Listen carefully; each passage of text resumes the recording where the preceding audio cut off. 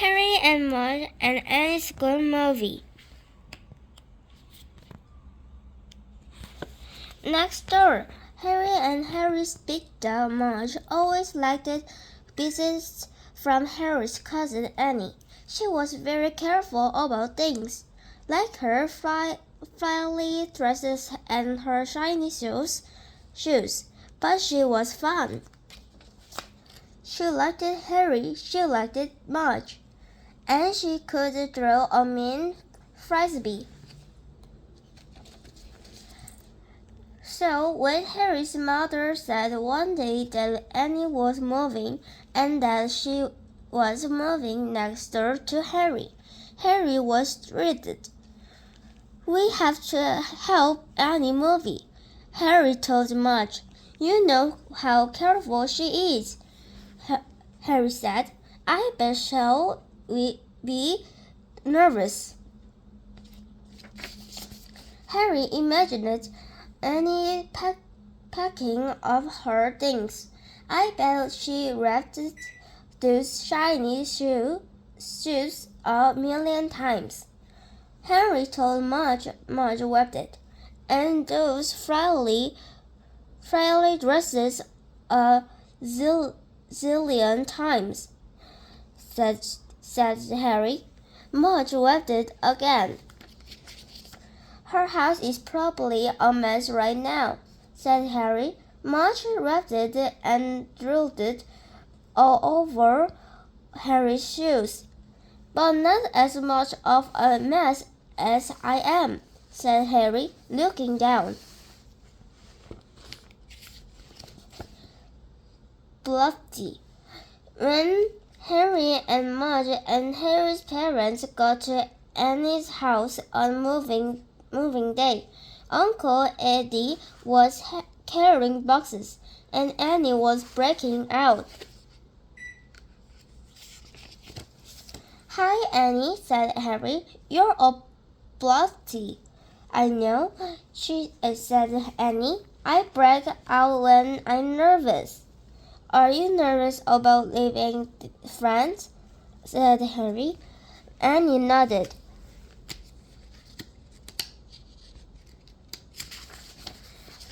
"Are you nervous about changing schools?" asked Harry. Annie nodded again. "Are you nervous about all your frilly dresses and shiny shoes and legs handkerchiefs being on that truck?" asked Harry. Annie nodded really hard. Three new blotches came out on her nose. Said Harry. "Do you know what I do when I get nervous?" "What?" asked Annie. "I crawl under the covers with Maude," said Harry.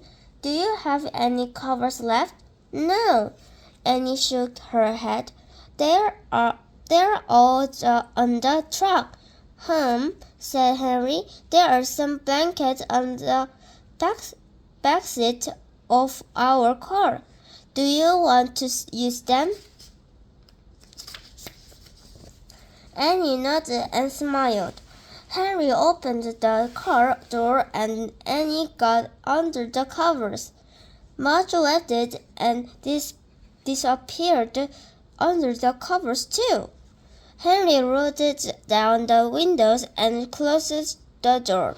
"Goodbye, Bunches," he called it, and he wanted to help Uncle Eddie. The new house. Annie and Maude stayed under the covers all morning long. Henry brought them food. He brought them drinks. He even brought them a moving man. The moving man told Annie he would be very careful with her shoes and dresses and leg handkerchiefs. A few of her budgets went away. When the truck was loaded, everyone drew to Annie's new house next door to Harry's house. Then the movers started carrying the boxes in. Annie was still under the covers in the car. Harry picked it inside. She was sleeping on a lax hanky on Marge's head. When all of the boxes were unloaded, the movers went away. Then Harry woke up. Annie and everyone went into the new house. Annie held onto Marge and tried not to break out. "Before we unpack," said Harry's mother, "we have to make a new house wish. We'll wish for something good for Annie and Uncle Edie. Something good for them in their new house." Annie smiled. "Great," said Harry. Harry's father lit a candle. "Everyone make a secret wish," he said. Then Annie will blow out the candle. One by one, they wished. Some wishes were big, some years small. Some looked like T-bone stick, but they were all good wishes.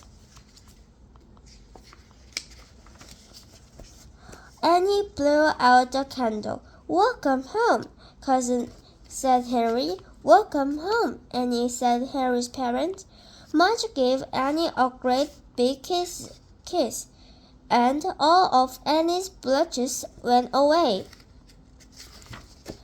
Then the next morning, Harry had breakfast at her house.